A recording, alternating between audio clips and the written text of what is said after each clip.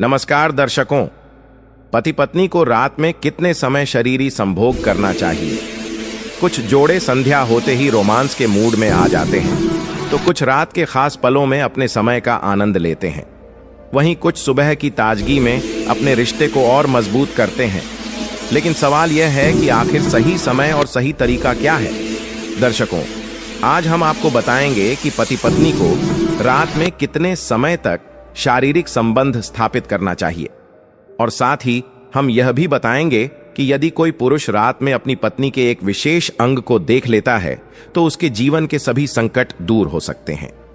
दर्शकों, पतिप का रिश्ता अत्यंत पवित्र और 7 जन्मों का बंधन माना जाता है। लेकिन कलयुग में कई स्त्रियां अपने पति को छोड़कर पराये पुरुषों से संबंध बनाती हैं, और कई पुरुष अपनी पत्नी को छोड़कर पराई स्त्रियों के साथ संबंध स्थापित करते हैं। इस कारण उनके जीवन में क्लेश और तनाव बढ़ता है और उनके रिश्तों में दरार पड़ जाती है, जिसके परिणाम स्वरूप वे एक दूसरे से अलग हो जाते हैं। दर्शकों, एक बार फिर से आप सभी का हार्दिक स्वागत है। कृपया इस वीडियो को लाइक करें और हमारे चैनल को सब्सक्राइब करना ना भूलें। आज की इस कथा में हम आपको बताएंगे कि पति पत्नी को किस समय शारीरिक संबंध बनाना चाहिए ताकि उन्हें सुंदर और स्वस्थ संतान की प्राप्ति हो। साथ ही हम यह भी स्पष्ट करेंगे कि महीने में कितनी बार शारीरिक संबंध बनाना उचित है।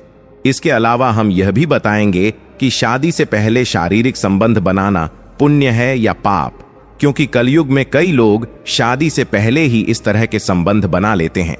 दर्शकों, हमारा आपसे हाथ जोड़कर अनुरोध है कि आप इस कथा को शुरू से अंत तक सच्चे मन से सुने। जो भी श्रोता इस कथा को पूर्ण रूप से सच्चे मन से सुनते हैं, उनके परिवार पर भगवान श्री कृष्ण की कृपा सदा बनी रहती है। उनके जीवन के सभी संकट भगवान श्री कृष्ण स्वयं हर लेते हैं और उनका परिवार सुख और समृद्धि से भर जाता है। दर्शकों, आप सभी जानते हैं कि आधा अधूरा ज्ञान पाप के समान होता है, इसलिए इस कथा को पूर्ण रूप से सुने ताकि आपको संपूर्ण जानकारी प्राप्त हो। अब हम आपका अधिक समय व्यर्थ ना करते हुए इस ज्ञानवर्धक कथा को शुरू करते हैं। एक बार भगवान श्री कृष्ण और देवी राधा अपने दिव्य सिंहासन पर विराजमान थे। उनके चारों ओर एक अलौकिक कांति और आनंद का वातावरण था। तभी श्री कृष्ण ने देखा कि राधा किसी गहरी चिंता में डूबी हुई थी। उनके माथे पर चिंता की रेखाएं स्पष्ट दिख रही थीं।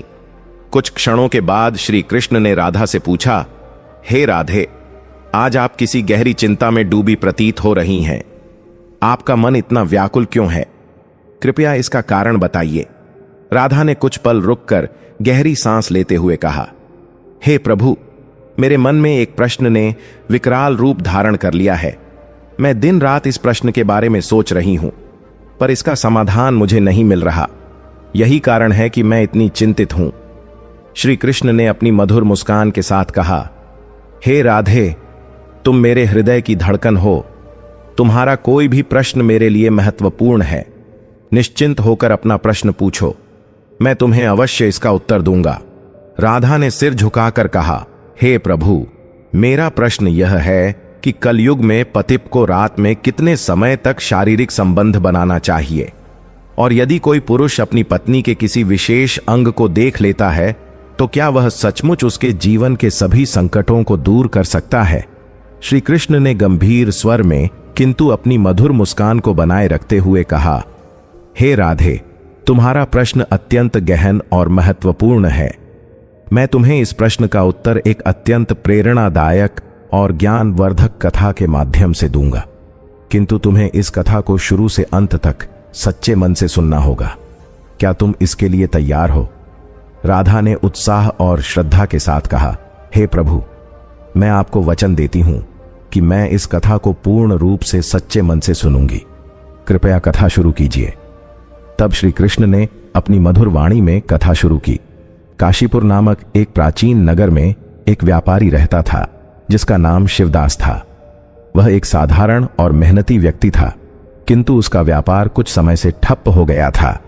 इस कारण वह अत्यंत गरीब हो गया था। वह एक छोटी सी कच्ची झोपड़ी में रहता था जिसकी दीवारें मिट्टी की थीं और छत छप्पर से ढकी थीं। बारिश के मौसम में उसकी छत टपकने लगती थी, जिससे उसका जीवन और भी कठिन हो जाता था। शिवदास के 3 युवा पुत्र थे, सुखनंदन, कैलाश और अमर। यह तीनों पुत्र जवान और बलशाली थे।